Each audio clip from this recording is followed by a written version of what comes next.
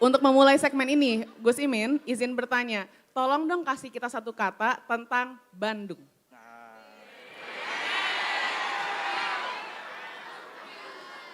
Ada yang bersaran Ini- katanya well. Versi Ridwan Kamil atau versi mahasiswa?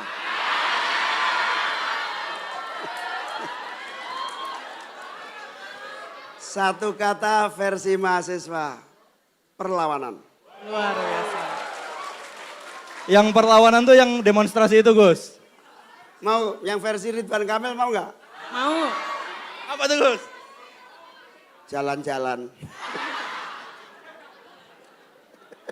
Ya memang relevan sih ya Gus, karena memang banyak sejarah perlawanan terjadi di Bandung. Betul, di Bandung itu jauh sebelum kemerdekaan, pasca kemerdekaan, konferensi Asia Afrika, kemudian berbagai perubahan nasional tahun 1966 dari otoritarian Bung Karno kepada Pak Orde Baru Pak Harto, tahun 98 perlawanan mahasiswa, semuanya menunjukkan Bandung itu benar-benar lautan perlawanan untuk perbaikan masa depan. Jadi saya masih yakin percaya kalau hari ini mulai tampak semangat kritisisme, semangat untuk mencari yang baru, yang baik, itu bukan sesuatu yang baru atau mengagetkan. Itu adalah kekuatan sejarah yang memang terpendam dan akan setiap saat muncul menjadi kekuatan perlawanan dari Bandung. Sampai diabadikan jadi lagu ya Zal? Iya. Lagunya Halo Bandung. Sekarang telah menjadi lautan api. Rabot kembali. Semoga Bandung hari ini akan menjadi momentumnya untuk melakukan perlawanan dan mendorong perubahan. Yang kedua Gus, yang kedua satu kata tentang 14 Februari Gus. Ada apa tuh Gus? Kasih sayang.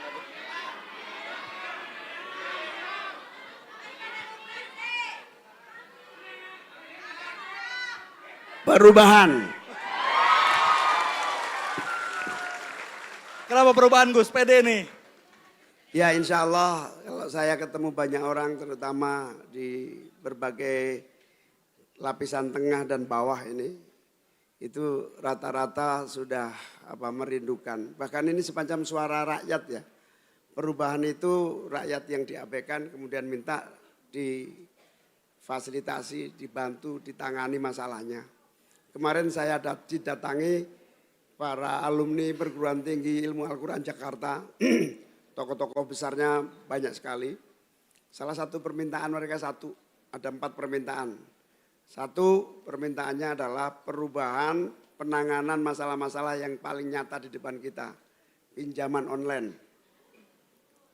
Apalagi Bandung terkenal baru ini ada temuan di Bandung. Apa tuh Gus? Menangani pembiayaan mahasiswa suruh pakai pinjol.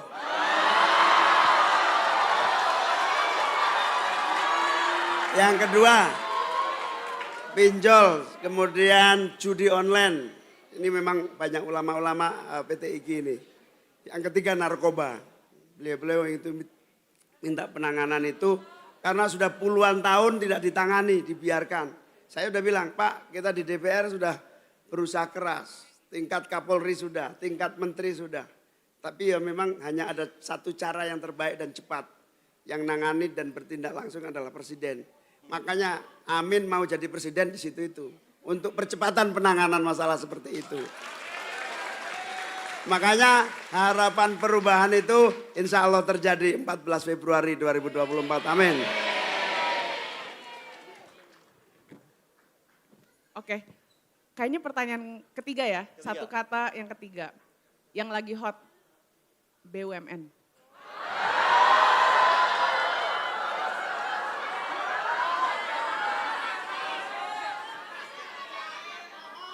Koperasi. Tahu nggak? Ada menteri nyebar hoax. Masa menteri nyebar hoax seolah-olah Anies Muhaimin itu kalau jadi menteri mengganti BUMN menjadi koperasi.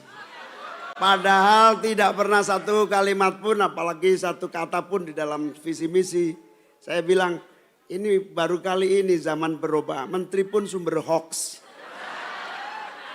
Nah itu langsung saya tweet. Apa isi tweetnya gimana tuh Gus? Saudara-saudara setanah air, sebangsa dan setanah air. Ada Menteri BUMN menyebar hoax tentang BUMN. Masa BUMN mau dirubah jadi koperasi? Terus, enggak, yang lucu bukan tweetnya, reply-nya. Apa Gus? Mention dong. Tapi itu enggak seberapa, yang paling banyak apa? Apa yang paling banyak? Apa tuh Gus? Menyala. Apa? Menyala ilmu padi Menyala. abangku. Makanya saya berikutnya nge-tweet lain. Saya nge-tweet apa tadi itu saya bawanya, jangan komentar menyala. Jawabannya malah muncul Ilmu padi. apa?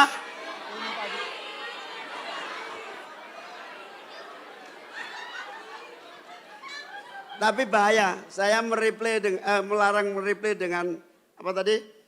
Menyala, malah berarti kita ganti membakar. Tapi di reply nggak Gus? Di CC nggak tuh Gus? Akun orangnya di CC tuh nggak tuh Gus? Ada yang reply, saya bantuin CC. Erick Thohir.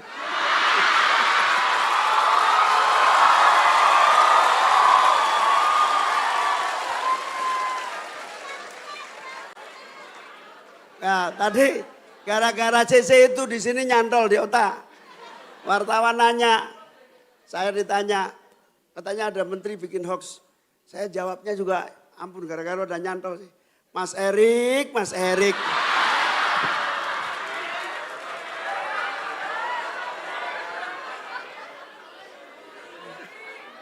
Kayaknya kita, nah teman-teman, karena kita lagi ngomongin BUMN yang tujuannya untuk membangun negeri, kayaknya kita butuh sudut pandang ekonomi deh kayaknya.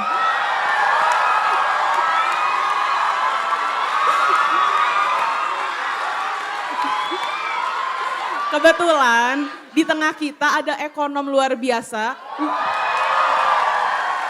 lulus dari Harvard University. Kita panggil bareng ya, Ajushi Tom Lembong, silakan naik ke atas panggung. Tepuk tangan untuk Tom Lembong.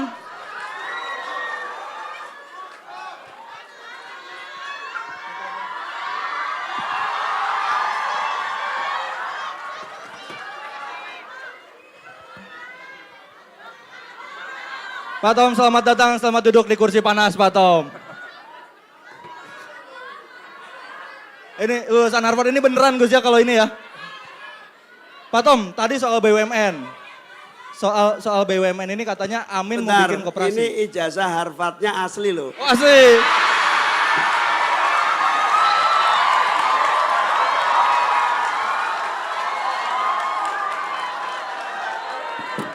Ini kalau yang ini bukan tipu-tipu Gus ya.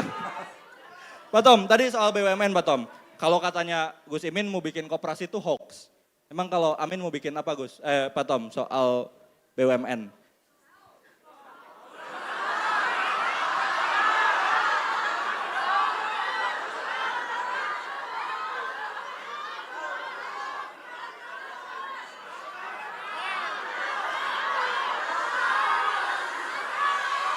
Harap tenang, harap tenang. Ini saya jadi moderator debat KPU ini kalau gini nih.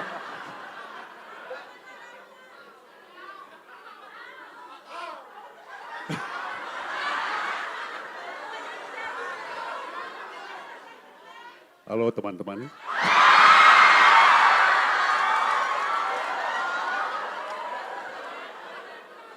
Saya punya satu kata untuk Pak Menteri Erick Thohir. Apa tuh satu katanya? Boleh satu kata Pak Tom Lembong untuk Erick Thohir. Nih coba kita tenang dulu. Satu kata untuk Erick Thohir. Roar.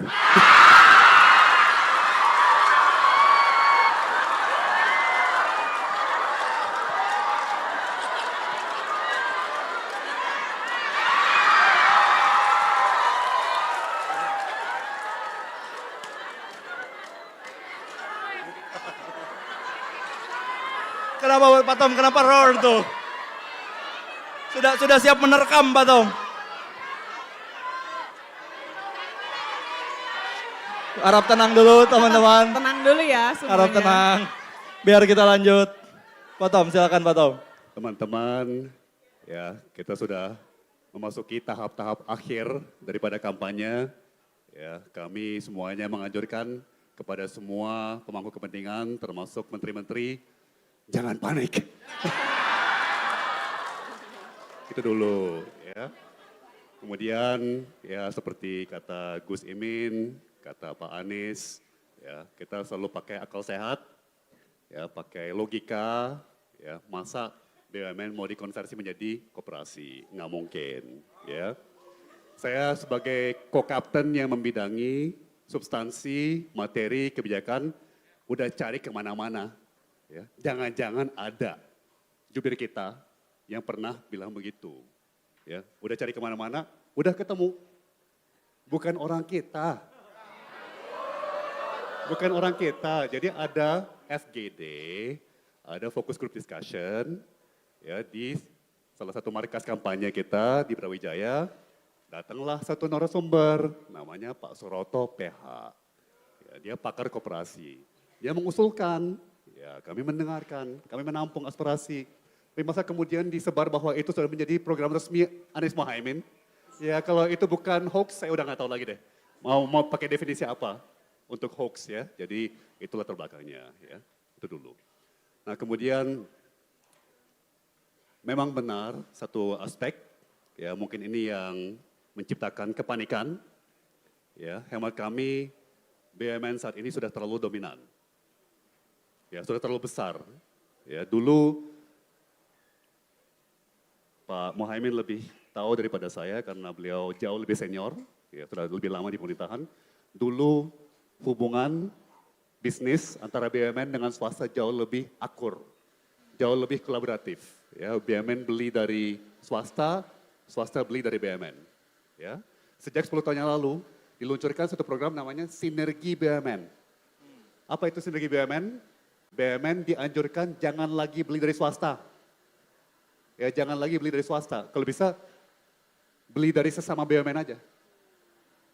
Itu permulaan dari semua atau banyak kesulitan ya bagi sektor swasta. Tiba-tiba BUMN nggak mau lagi beli dari swasta. Nah, lebih-lebih lagi tahap berikutnya BUMN masuk ke sektor-sektor yang sebetulnya bisa dikerjakan oleh swasta. Ya, sebagai contoh, masa ada BUMN yang masuk ke bidang air kemasan? Gila kan? Apa?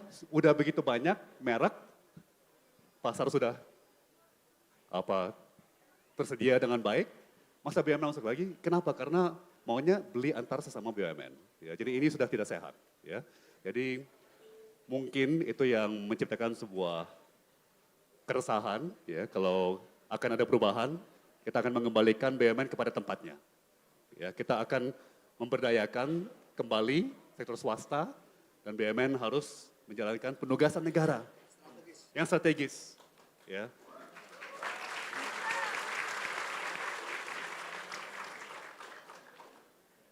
Ngotot Pak Lembong. Aku mau satu lagi ya, topiknya ekonomi juga nih, menarik. Boleh, silakan. Hilirisasi. Nah, jadi sepemahaman saya Pak, hilirisasi itu kan sebenarnya niatnya baik ya. Dia ingin meningkatkan kompleksitas ekonomi di Indonesia. Akhirnya Indonesia bisa menghasilkan barang-barang yang bernilai tambah lebih tinggi. Akhirnya kita tidak hanya mengekspor barang-barang setengah jadi, barang-barang raw material doang gitu. Tapi kita bisa mengekspor yang bentuknya itu lebih barang jadi, lebih mahal. Akhirnya skillnya masyarakat lebih tinggi dan segala macam lah gitu. Nah tapi gitu sayangnya sekarang kesannya gitu di masyarakat tim 01 itu menolak, bukan menolak ya, punya beberapa catatan tentang hilirisasi, praktik hilirisasi. Boleh nggak sih dikasih tahu ke kita hilirisasi yang ideal gitu itu stance-nya seperti apa? Baik Mbak Nada. Pertama kami khusus prihatin proses hilirisasi yang dijalankan di sektor nikel. Ya, dari pertambangannya sampai pengolahannya, smelternya. Ya, itu akan semakin banyak data-data yang keluar. Ya, sekarang sudah keluar, syukur berkat orang-orang tertentu ya yang justru menantang ya kita dengan senang hati menanggapi dengan data-data fakta-fakta kelihatannya sebelah sana semakin tenggelam ya karena semakin banyak data realita menunjukkan bahwa proses ini memang sangat-sangat bermasalah dari segi keamanan pekerja, dari segi pencemaran lingkungan dan bahkan dari segi nalar dunia usaha. Ya karena apa? Kita sekarang membanjiri dunia dengan nikel, harganya anjlok. Loh, siapa yang rugi? Rugi dong.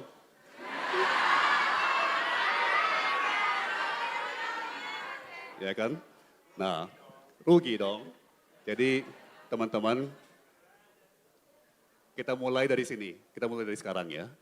Teman-teman, mohon kita bareng-bareng, ubah bareng-bareng merubah pengertian masyarakat ya. Sebenarnya hilirisasi itu sekedar kata keren untuk sebuah industri yang sudah ada ratusan tahun, yaitu industri pengolahan.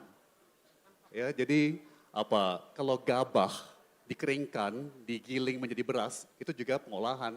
Itu juga dari hulu ke hilir. Ya kan kalau kita olah buah sawit menjadi minyak mentah sawit, kemudian menjadi minyak goreng, itu juga pengolahan, itu juga boleh dibilang hilirisasi. Ya, tapi kalau itu peluru ajaib, seolah itu peluru ajaib, itu adalah senjata rahasia atau solusi sapu jagat. Ya, bentar lagi saya goreng kerupuk juga dibilang hilirisasi. Ya kan? Jadi teman-teman, sudah pasti kita mendukung berbagai industri pengolahan. Sudah pasti kita mendukung berbagai upaya-upaya wirausaha kita, ya, pengusaha kita untuk memberikan nilai tambah ya. Tapi bukan hanya di nikel, ya, dan harus sesuai nalar bisnis, sesuai logika bisnis, ya. Jadi itu kira-kira. Yang menarik ini Pak Tom, ini waktu debat keduanya Gus Imin. Sebelum Gus Imin diselepet SGIE. Sebelum Gus Imin diselepet itu ada yang bilang soal hilirisasi digital katanya ya. Itu emang ada atau keren-kerenan aja Pak Tom? Dengan penuh rasa hormat karena ini menyangkut seorang cawapres ya, berpotensi wapres Republik kita ya. Itu hemat saya keseleo lidah. Keseleo lidah ya. Karena apa yang mau dihilirisasi di dunia digital, ya kan, apa yang mau diolah, ya kan, data diolah menjadi data. Ya kan?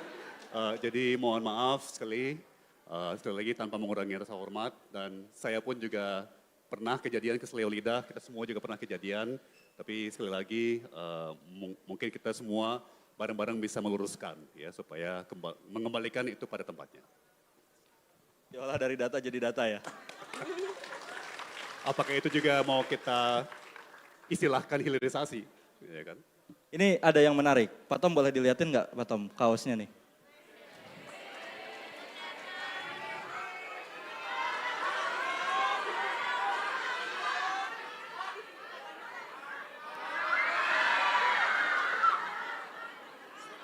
Selepetnomics. Ini kayaknya keluar gara-gara Caimin suka selepet-selepet nih. Caimin emang apa selepetnomics Caimin? Boleh Caimin, mau cerita dulu nggak soal selepetnomics sebelum Pak Tom? Iya, selepet itu kan sarung ya, lembut, lentur, tapi begitu diselepet itu jadi barang keras dan panas, sakit. Maka yang nggak benar harus diselepet, meskipun nggak mematikan. Tapi yang penting membangunkan yang tidur, menyehatkan yang kurang sehat, menggerakkan yang loyo, dan menghukum yang salah. Itu selepetnya Gus ya. Kalau versi Pak Tom, apa Pak Tom? Ini Pak Tom pernah nyelepet nggak nih kira-kira nih? Wanna find out? Pertama, teman-teman, saya ini kadang-kadang sulit ya di politik karena saya ngomong sangat belak-belakan. Dan saya paling tidak suka menjilat. Saya terkenal itu ya. Tapi pada kesempatan baik ini mau saya sampaikan, teknokrat seperti saya di seluruh dunia itu bermimpi-mimpi punya bos seperti Pak Muhaimin. Ya. Jadi bagi saya di tingkat kepresidenan dan wakil presiden, Slepenomics itu adalah mengenai keberpihakan, mengenai keberanian. Dan itu yang kita temukan di sosok Pak Muhaimin dan Pak Anies. Dan itu yang teknokrat atau pelaksana, ya tingkat teknis seperti saya, itu yang kami butuh. Ya, tadi Gus Imin sudah sampaikan, berpuluhan tahun masa narkoba nggak selesai-selesai. Puluhan tahun masa pinjol judi online nggak selesai-selesai. Ya memang perlu keberpihakan, keberanian, political will dari tingkat presiden dan wakil presiden. Ya. Jadi kita banyak teknokrat di negara ini, tapi tanpa political will kita tidak akan berdaya. Ya. Nah, secara teknis, ya kebetulan ini kota mahasiswa, jadi saya boleh ya pakai sedikit istilah teknis. Istilah teknisnya daripada Slepenomics bagi saya adalah reformasi struktural.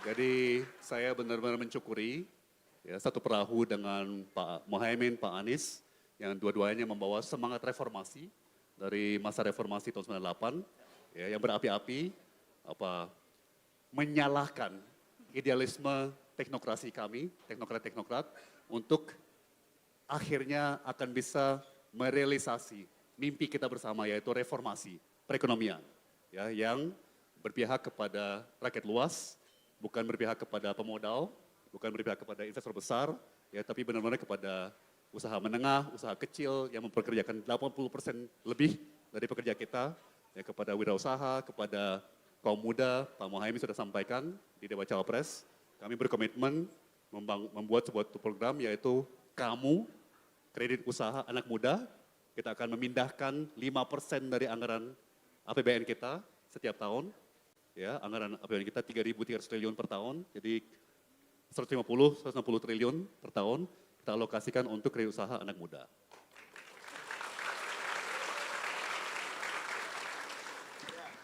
Jadi itu contohnya Slepenomics, keberanian mengambil keputusan cepat yang nyata bisa dilakukan dan efektif untuk masyarakat.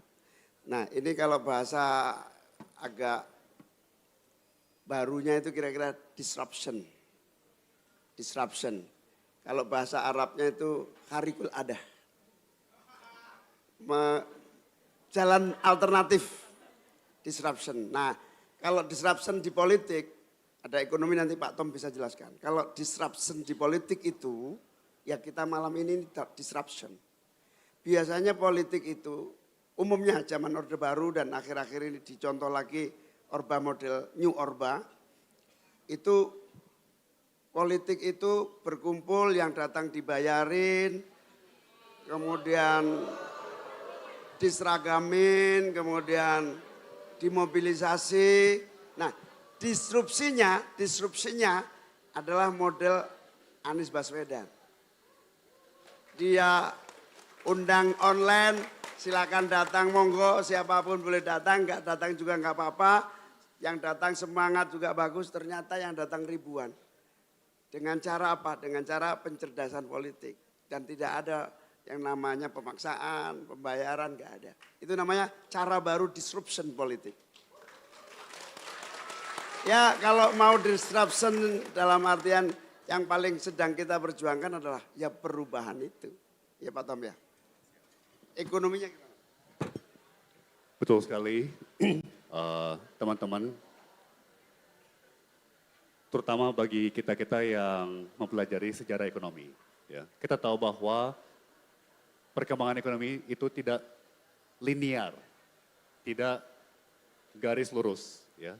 Tapi ada lompatan-lompatan, berkat terobosan-terobosan, dan ada juga anjlok-anjlokannya gitu. Ya. Jadi anjlok itu karena terlalu lama tidak direformasi, terlalu lama tidak ada pembaharuan, terlalu lama tidak ada penyesuaian, dan lompatan itu kalau ada terobosan. Ya, dan itulah pentingnya disrupsi. Ya, sekali lagi mungkin versi teknisnya antara lain teman-teman namanya creative destruction. Ya, jadi kita merubah status quo, ya, kita tantang kepentingan-kepentingan yang sudah ada untuk membuka sebuah ruang supaya inovator bisa masuk. supaya perubahan bisa masuk, supaya produk-produk baru, inovasi-inovasi baru bisa masuk. Itulah sumber pertumbuhan, sumber perkembangan. Jadi itu kira-kira dari Slepet ke pertumbuhan ekonomi dan perkembangan ekonomi. Terima kasih banyak Pak Tom Lembong. Sekali lagi kita ucapkan terima kasih buat Pak Tom Terima kasih Lembong. banyak, Tepuk Pak Tom. tangan semuanya sekali lagi. Boleh tepuk tangan untuk Pak Tom.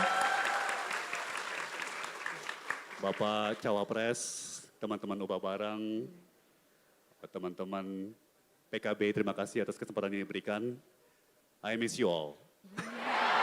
Terima kasih banyak Pak Tom. Terima kasih Pak Tom. Boleh dipersilakan Pak Tom.